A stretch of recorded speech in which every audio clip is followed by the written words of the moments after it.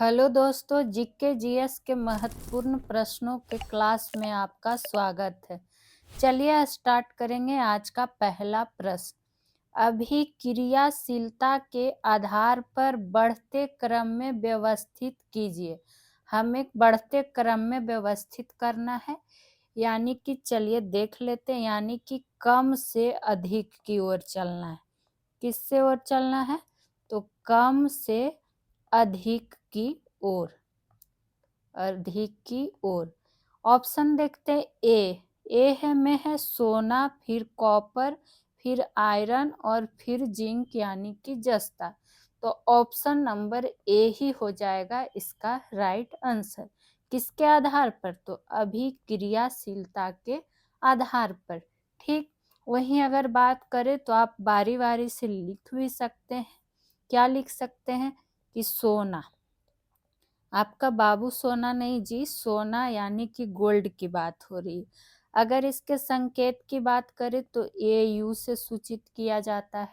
वहीं बात करें तो अत्यंत कम क्रियाशील, अत्यंत कम क्रियाशील हो जाएगा।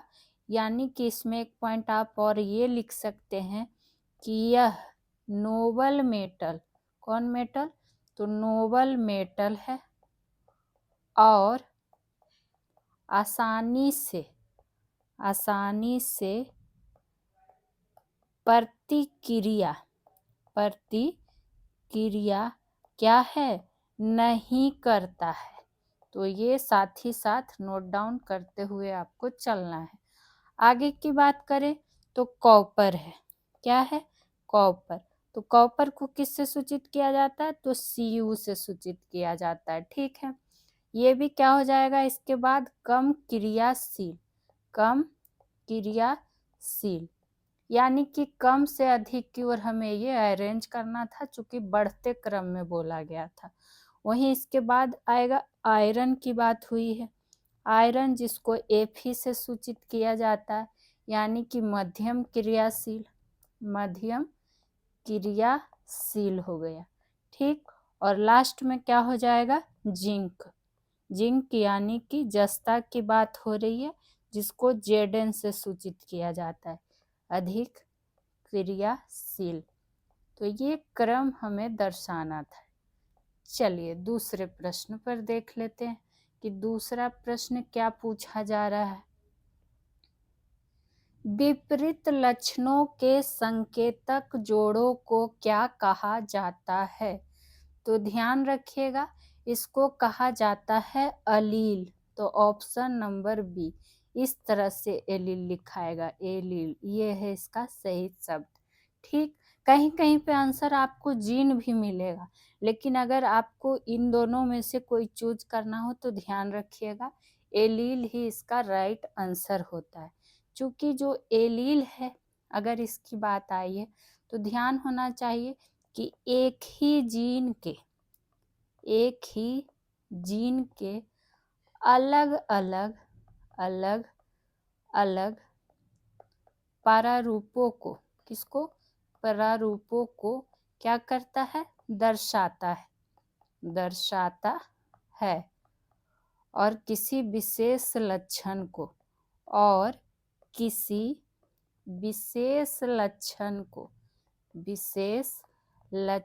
को क्या करता है? प्रदर्शित करता है। तो ये बात आप इसमें लिख सकते हैं। ठीक है, क्यों इसका आंसर हुआ ये भी। ठीक, वही बात करें, जैसे ऑप्शन नंबर ए जीन की बात जब आई है तो ध्यान रखिएगा, जीन में आप ध्यान रख सकते हैं कि यह किसी लक्षण की मूल इकाई होती है। क्या होती है? मूल इकाई होती है न, लेकिन क्या होती है? एकल होती है, न कि विपरीत। यहाँ हमसे विपरीत पूछा गया था। ठीक है, वही ऑप्शन नंबर सी है था फिनोटाइप। तो अगर हम फिनोटाइप की बात करें तो फिनोटाइप में आप ध्यान रखिएगा कि यह किसी जीव के बाहरी लक्षण होते हैं। क्या होते हैं? बाहरी लक्षण होते हैं। ये बात हो गई। जैसे कि अगर ध्यान रख सकते हैं, बाहरी लक्षण का सेंस हुआ कि रंग हो गया, आकार हो गया, ये सब की बात हो रही है। ठीक है। वहीं अगर बात करें ऑप्शन डी में हमारा क्या था, मोनोहाइब्रिड। मोनोहाइब्रिड, तो इसमें आप क्या ध्यान रख सकते हैं कि यह एक प्रकार का क्या होता है, यह एक प्रकार का संकरण होता है। क्या होता है, तो संकरण होता है जो केवल एक गुण पर आधारित होता है। केवल क्या होता है, एक गुण पर ही आधारित होता है। तो सारे ऑप्शन को हम लोगों ने जान लिया कि कौन क्या होता है। चलिए जीके जीएस के अगले प्रश्न को देख लेते हैं कि अगला प्रश्न क्या पूछा गया है। मस्तिष्क का कौन सा भाग श्वसन के नियमन के लिए उत्तरदायी है, तो ध्यान रखिएगा कौन सा भाग हो जाएगा इनमें से। अगर हम पोन्स की बात करें तो इसका काम क्या है, ये क्या करता है ना कि ठीक है ये श्वसन में सहयोग जरूर करता है, लेकिन अगर इसके मुख्य कार्य की बात करें तो श्वसन के लय को क्या करता है, बनाए रखता है। कौन, तो पोन्स की बात हुई। ठीक। वहीं अगर बात करें मेड्यूला का तो ध्यान रखिएगा यही इसका राइट आंसर हो जाएगा। जो मस्तिष्क का भाग श्वसन के लिए नियमन के लिए क्या है, उत्तरदायी है। वहीं अगर सेरिब्रम की बात आई है तो यह क्या है, यह सोचने समझने, एक एक बिंदु ध्यान से सुनिएगा और लिखते चलिएगा। समझने या फिर यादाश्त की बात हो गई, यादाश्त या फिर निर्णय लेने और क्या कहता है, भावनाओं को नियंत्रित करने के लिए। किसको, तो भावनाओं को नियंत्रित करने के लिए होता है। ठीक, यानी कि इसका भी श्वसन से सीधा संबंध नहीं होता है। वहीं ऑप्शन नंबर डी है सेरिबेलम। ठीक, तो यह क्या करता है, यह शरीर की संतुलन और समन्वय के लिए क्या होता है, जिम्मेदार होता है। समन्वय के लिए जिम्मेदार होता है। तो इनमें से किसी से भी संबंधित आपसे प्रश्न एग्जाम में पूछ लिया जा सकता है। आगे की चर्चा कर लिया जाए 4 नंबर प्रश्न पे, और सारे विषय के प्रश्न इसमें शामिल किए गए हैं। ग्राम पंचायत का कार्य को स्वीकृति कौन प्रदान करता है, ये आपसे पूछा गया है। सबसे पहले प्रश्न जो आपसे पूछ लिया जाता है कि ग्राम पंचायत का गठन, काफी बार पूछा हुआ प्रश्न, किस अनुच्छेद, तो ध्यान रखिएगा अनुच्छेद 40 के तहत। ठीक, ये तो हुई पहली बात। अगर इसके कार्य को स्वीकृति देने की बात आई है तो ध्यान रखिएगा ये ग्राम सभा देता है। कौन देता है, तो ग्राम सभा देता है। चूंकि ग्राम सभा की अगर बात आई है, ग्राम सभा, तो ध्यान रखिएगा ये क्या है, संवैधानिक निकाय है। कैसा निकाय है, तो संवैधानिक निकाय है। तो इसको आप ध्यान में रख सकते हैं। वहीं अगर बात करें जैसे ऑप्शन नंबर बी था क्या, पंचायत समिति, ये क्यों नहीं आंसर हुआ, चूंकि यह क्या है, ब्लॉक स्तर पे होता है।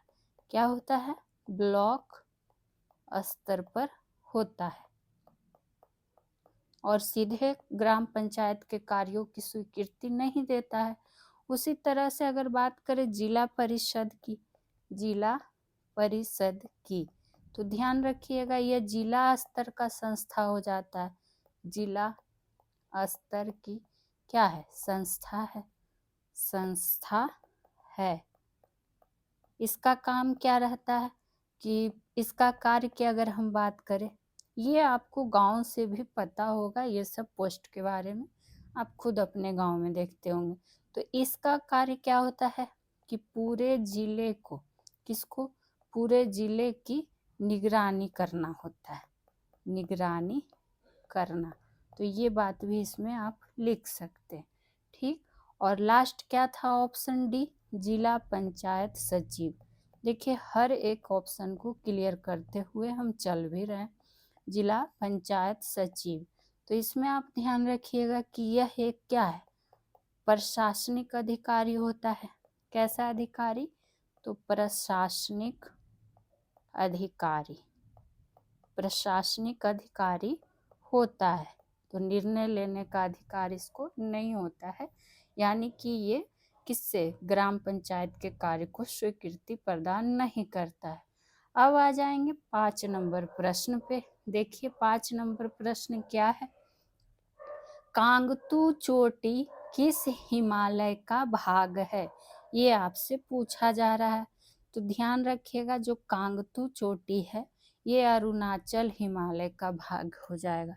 किसका, तो अरुणाचल हिमालय का।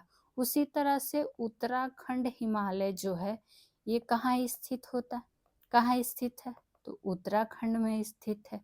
सिक्किम हिमालय कहाँ स्थित है, तो सिक्किम में ही स्थित है, सिक्किम में ही स्थित है। और कश्मीर हिमालय की बात करें तो यह है क्या कहता है, केंद्र शासित प्रदेश, केंद्र शासित प्रदेश कहाँ, तो जम्मू कश्मीर, और क्या कहता है, लद्दाख में स्थित है। कहाँ स्थित है, लद्दाख, लद्दाख में स्थित है। तो सबका आपको पता होना चाहिए कि कौन कहाँ स्थित है, ठीक है। वहीं जो बात आई है किसकी, कांगतू चोटी की, कांगतू चोटी। तो कांगतू चोटी से आप ध्यान रख लीजिएगा कि ये जो है अरुणाचल प्रदेश का, कहाँ का, तो अरुणाचल प्रदेश का सबसे ऊंचा पर्वत शिखर हो जाता है।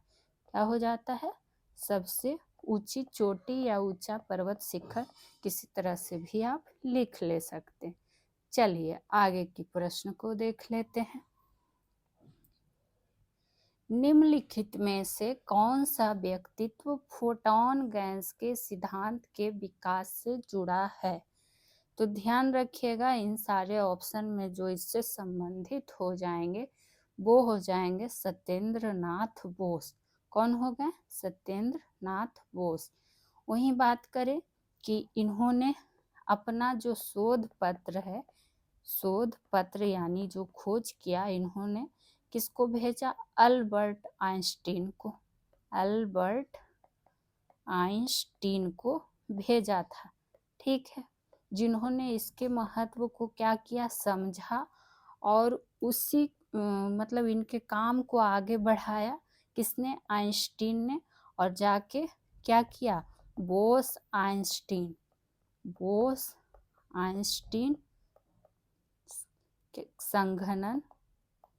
संघनन की अवधारणा का भी विकास किया, अवधारणा का विकास किया किसने, तो आइंस्टीन ने। तो ये प्रश्न भी आपसे पूछ लिया जा सकता है, ठीक है।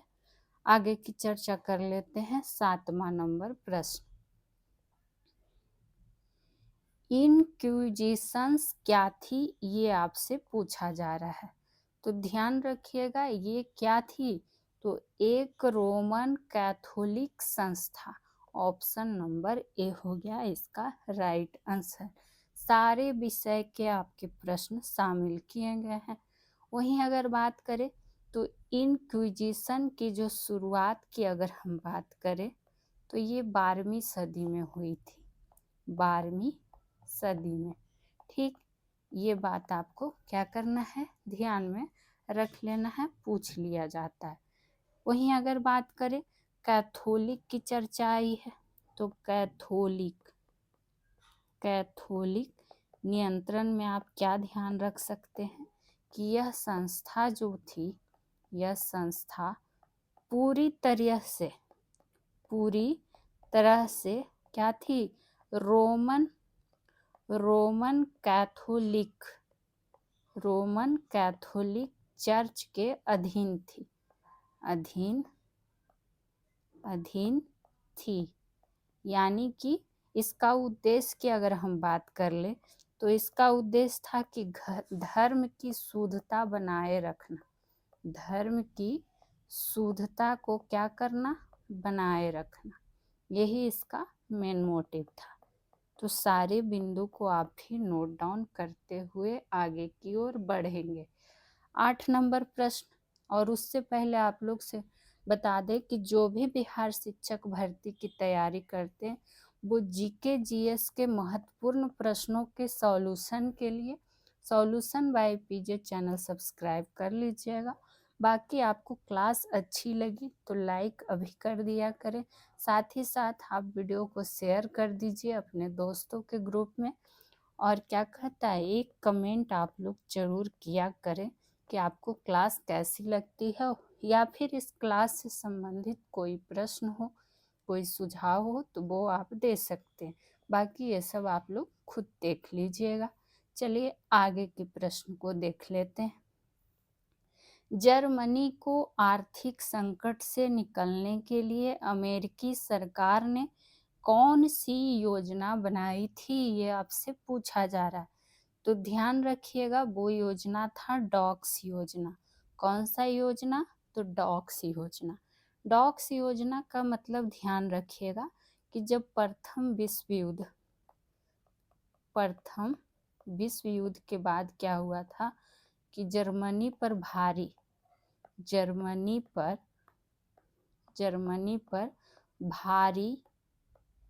युद्ध क्षतिपूर्ति का क्या डाल दिया गया था, बोझ डाल दिया गया था। तो इसी आर्थिक संकट से निकलने के लिए अमेरिका ने कब, तो 1924 में डॉक्स योजना क्या किया था, प्रस्तुत किया था। तो ये बात भी आप क्या करेंगे, ध्यान रखिएगा। यानी कि जर्मनी की आर्थिक स्थिति को स्थिर करना भी क्या था, इसका उद्देश्य था। तो ये आपसे पूछ लिया जाता है। आगे की प्रश्न को देख लेते हैं। स्वराज की मांग सर्वप्रथम किसने की थी? ऑप्शन नंबर है उदारवादी। तो उदारवादी आपको पता है कि ये कांग्रेस के पहले चरण के नेता थे। कैमे चरण के, तो पहले चरण के नेता थे। इन्होंने सीधे स्वराज की मांग क्या नहीं की थी। अगला ऑप्शन है गर्मपंथी। तो गर्मपंथी ने ही क्या किया था, स्वराज की मांग सर्वप्रथम कर दिया था। तो ये आप इसमें क्या करेंगे, ध्यान में रख ले सकते हैं। गर्मपंथी में क्या बात हो गई, त्रिमूर्ति या फिर लाल बाल पाल भी कह दिया जाता है। लाल बाल पाल में कौन हो जाएंगे, तो लाला लाजपत राय, बाल गंगाधर तिलक यानी बीजी तिलक, और लास्ट कौन हो जाएंगे, बिपिन चंद्र पाल। तो ये गर्मपंथियों की ही मांग थी। और आपको पता भी होगा कि बाल गंगाधर तिलक ने कहा था कि स्वराज मेरा जन्म सिद्ध अधिकार है और मैं इसे क्या करूँगा, लेके ही रहूँगा। तो आप इस तरह से भी ध्यान रख सकते हैं। अगला प्रश्न आ चुका है करेंट अफेयर का। देखिए सारे विषय के आपको प्रश्न मिल भी रहे हैं। ऑस्ट्रेलियन ओपन 2025 में पुरुष एकल का खिताब किसने जीता है, ये आपसे पूछा जा रहा है। तो ध्यान रखिएगा ये जीत लिया है जैनिक सिनर्जी ने। किसने, यहाँ यानिक लिखा हुआ है, इसको जैनिक कर दीजिएगा, ठीक है। जैनिक सिनर ने ये खिताब क्या किया है, जीत लिया है। और एक खिताब पूछता ही है खेल से, तो आप जरूर ध्यान में रखें। वहीं अगर बात करें उप विजेता कौन रहा है इसमें, उप विजेता, तो उप विजेता में आपको किसको ध्यान में रख लेना है, उप विजेता में नाम ध्यान रखना है अलेक्जेंडर जेबरेव के। कहाँ के? और ये कहाँ से बिलोंग करते हैं? तो जर्मनी के। ये क्या रहे? इस खेल में उपविजेता रहे। वहीं जैनिक सिनर की बात करें तो ये कहाँ से? इटली से बिलोंग करते हैं। इनका देश भी आपसे पूछ लिया जाता है। ठीक, तो ये बात आप क्या करिएगा, ध्यान रखिएगा। वहीं जैनिक सिनर की अगर बात आई है, जैनिक सिनर, तो इनसे ये ध्यान रख सकते हैं कि इनका लगातार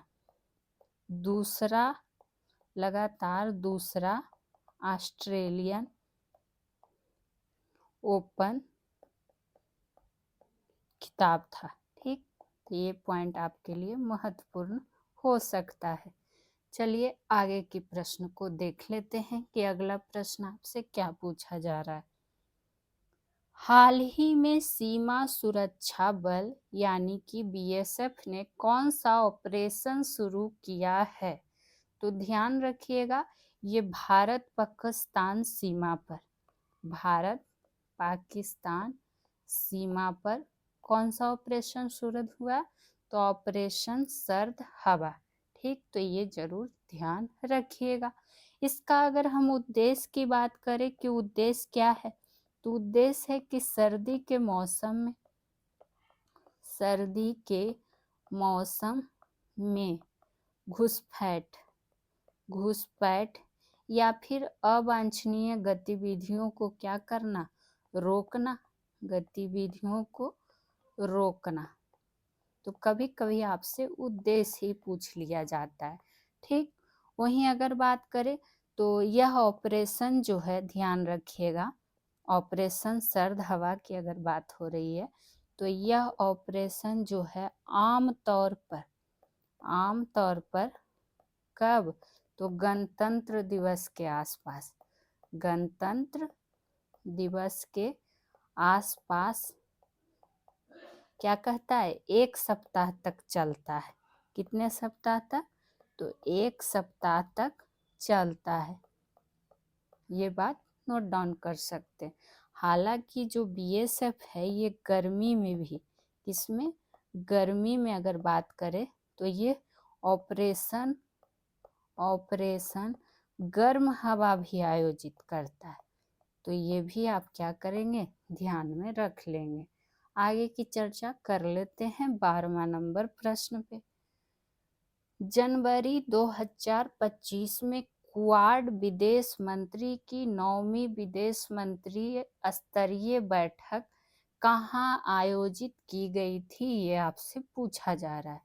ये ध्यान रखिएगा, 9वीं विदेश मंत्री स्तरीय बैठक।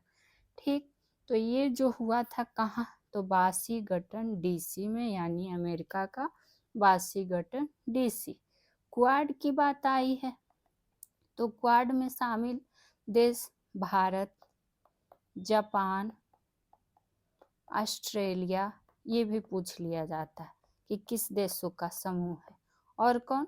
तो संयुक्त राज्य अमेरिका। ठीक, ये बात हो गई, तो ध्यान रख लीजिएगा।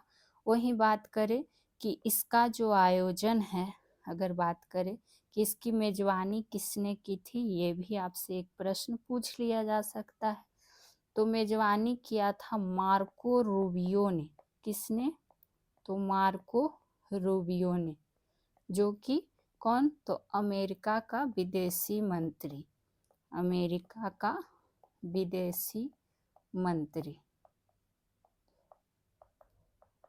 बाकी आपको भारत का विदेश मंत्री एस जयशंकर पता ही है। चलिए 13 नंबर प्रश्न को देख लेते हैं। रस मंजरी के रचना किसने की थी? कौन सा मंजरी? तो रस मंजरी। ठीक, तो ध्यान रखिएगा, ये जो किया था भानुदत्त ने। किसने? तो भानुदत्त ने। भानुदत्त से आप ध्यान रखिएगा, ये संस्कृत कवि। कौन से कवि? तो संस्कृत कवि थे जिन्होंने रसमंजरी के लेखक थे। ठीक, और अगर भानुदत्त से ध्यान रखना चाहे तो एक पॉइंट और ऐड कर सकते हैं कि भारत के 7वीं शताब्दी के, कौन सी शताब्दी? तो 7वीं शताब्दी के संस्कृत गद्य लेखक और क्या थे, कवि थे। तो ये पॉइंट इसमें नोट डाउन आप कर सकते हैं। संस्कृत कवि से एक नाम और ध्यान आता है जो कि पूछ लिया जाता है, भारवी का नाम। किसका? तो भारवी का। तो ध्यान रखिएगा, इन्होंने किराता जुर्नीय इसके लेखक थे। ये कई बार पूछा भी गया है और ये भी संस्कृत कवि थे। ठीक, चलिए आगे के प्रश्न को देख लेते हैं। और आपको बता दें, जो भी आपको ये सॉल्यूशन दिए जाते हैं, प्रश्न होते हैं, बिल्कुल एनसीईआरटी बेस्ड होते हैं। एक एक बिंदु आपके लिए महत्वपूर्ण रहेगा, इसलिए क्लास को पूरा देखा करें। निम्नलिखित नदियों में कौन पूर्व की ओर प्रवाहित नहीं होती है, पूछा जा रहा है। ठीक है, तो इनमें से जो पूर्व की ओर प्रवाहित नहीं होती है वो कौन सा हो जाएगा? लूनी नदी। कौन सी? तो लूनी नदी। वहीं आपको पता होना चाहिए कि देखिए, इस तरह से आप लिख सकते हैं, लूनी नदी, भद्रा नदी, शत्रुंजय नदी, नर्मदा नदी, या फिर क्या कहता है, एक मिनट ध्यान से लिखिएगा, सुनिएगा, नर्मदा, ताप्ती, ये सब क्या है? ये सब जो है पश्चिम की ओर बहने वाली नदी है। पश्चिम की ओर बहने वाली नदी है। तो एक साथ आप और भी नदियों का नाम ध्यान में रख ले सकते हैं। ठीक, वहीं अगर बात करें भारत में पूर्व की ओर बहने वाली नदी, तो पूर्व की ओर में देखिए यहाँ ऑलरेडी स्वर्णरेखा नदी, कृष्णा नदी, बैतरणी नदी तो दिया हुआ ही है। उसी तरह आप गोदावरी नदी ध्यान रख सकते हैं, गोदावरी नदी हो गया, कावेरी नदी हो गया, शारदा नदी हो गया। ये सब क्या है? पूर्व की ओर बहने वाली नदियां हैं भारत में। दामोदर नदी हो गई। तो यही हमें यहाँ पर आंसर करना ही था। चलिए आगे की प्रश्न को देख लेते हैं। एक व्यक्ति पंचायत का चुनाव लड़ सकता है यदि उसने पूर्ण कर लिया है, यानी कि कितना वर्ष की आयु उसने पूरा कर लिया है, तो ये आपसे पूछा जा रहा है। तो ध्यान रखिएगा, अगर उसने 21 वर्ष पूरा कर लिया है तो वो व्यक्ति पंचायत का चुनाव लड़ सकता है। ठीक, वहीं अगर बात करें, इसमें एक पॉइंट बस आप ऐड कर लीजिएगा कि भारत के संविधान संशोधन अधिनियम 1992 द्वारा यह क्या किया गया है? अनिवार्य किया गया है। ये भी आपसे प्रश्न पूछ लिया जा सकता है, अनिवार्य किया गया है। ठीक, तो आपको ये बातें पता होनी चाहिए। आगे के प्रश्न को देख लेते हैं। क्या है अगला प्रश्न? फ्लेमिंग के दाएं हाथ के नियम का प्रयोग किसकी दिशा का पता लगाने के लिए किया जाता है? तो फ्लेमिंग का जब दायां हाथ का नियम पूछेगा तो ध्यान रखिएगा, ये प्रेरित धारा को पता लगाने के लिए। ठीक, किसके लिए? तो यानी कि दाहिना हाथ का नियम में क्या है कि अपने अंगूठे, तर्जनी और क्या कहता है, मध्यमा को एक दूसरे के क्या करें? लंबवत फैलाएं, यही इसका नियम में है। यानी कि अंगूठा चालक की गति की ओर निर्देशित है। वही तर्जनी की बात करेंगे, चलिए लिख ही देते हैं बारी बारी से। अंगूठे की अगर हम बात करें तो ये जो है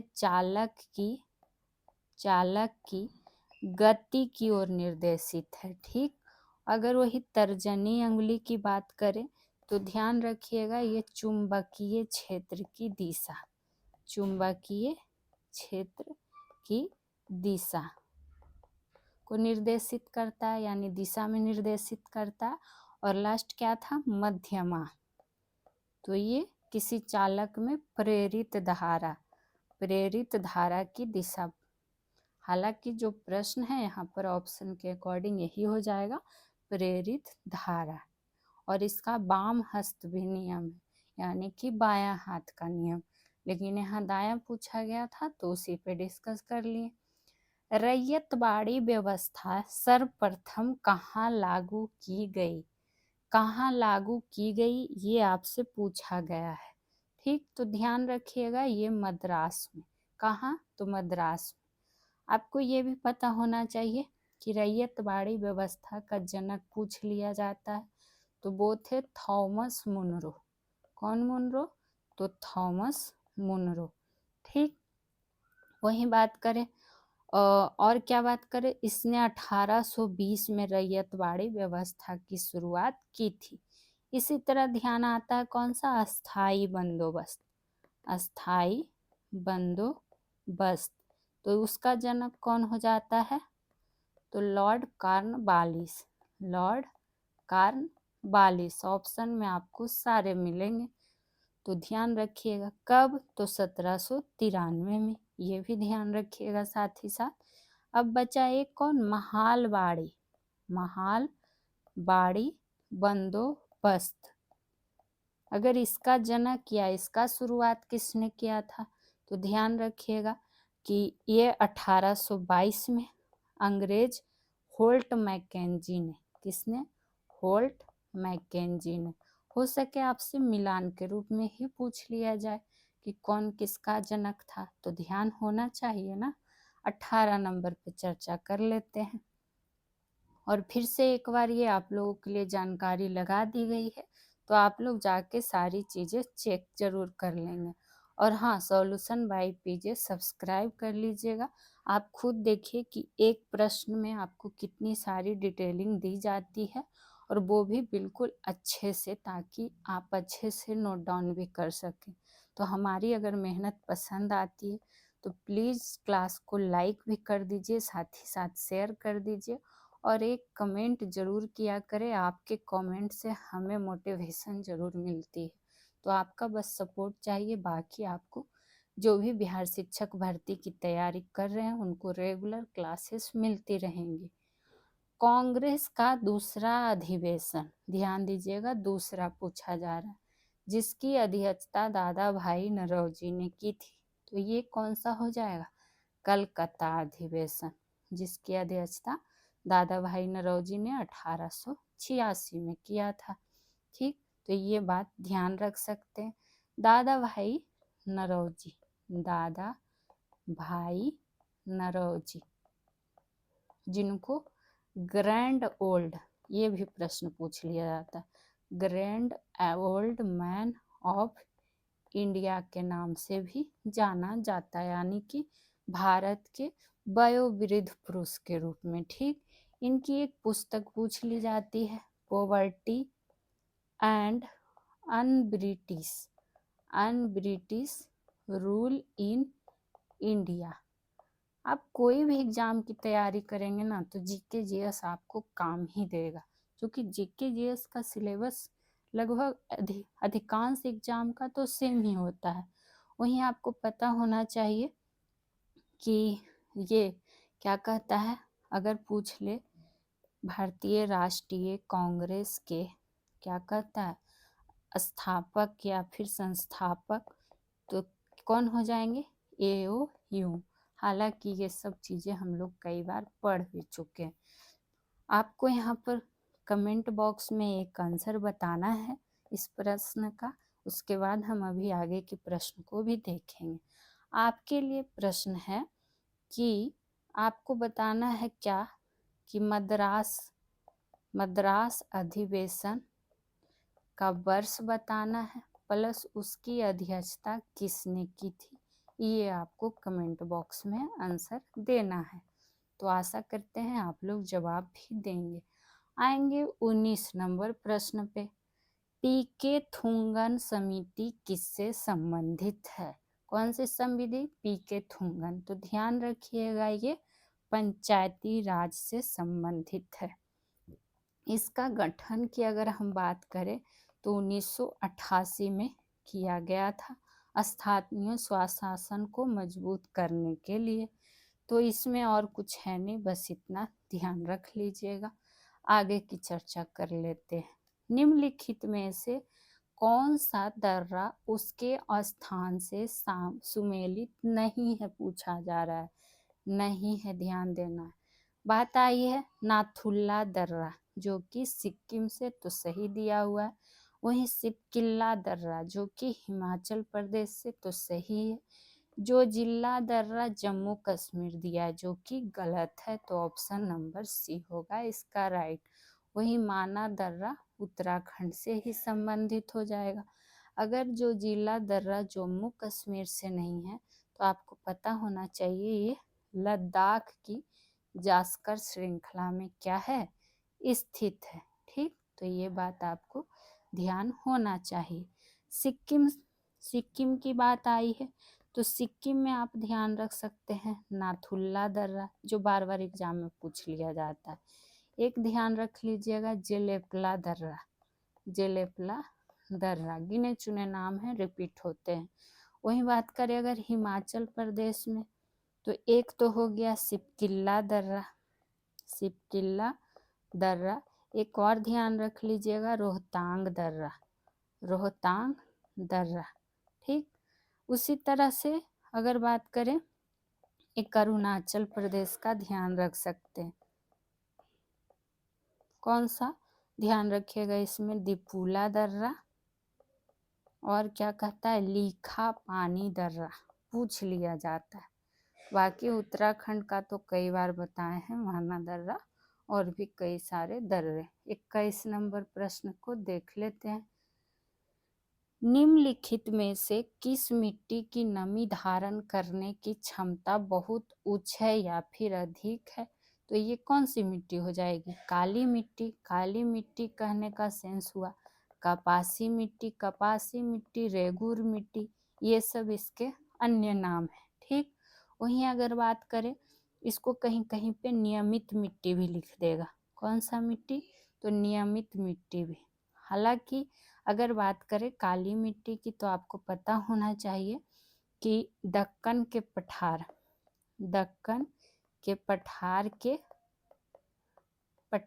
के अधिकतम भाग पर ये पाया जाता है।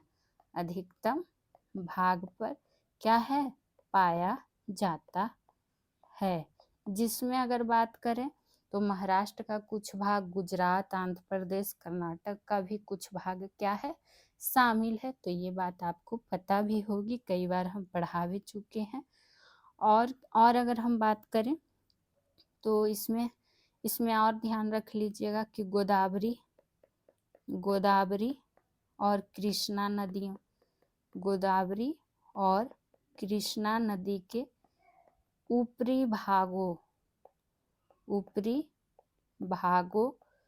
और दक्कन पठार के उत्तरी पश्चिमी भाग में क्या है? ये पाया जाता है। तो ये सब बातें नोट डाउन कर सकते हैं। तो आज की क्लासेस में इतनी ही। प्लीज़ कमेंट करके ज़रूर बताया करें कि कैसी लगती है क्लास, और सॉल्यूशन बाय पीजे सब्सक्राइब कर लीजिएगा।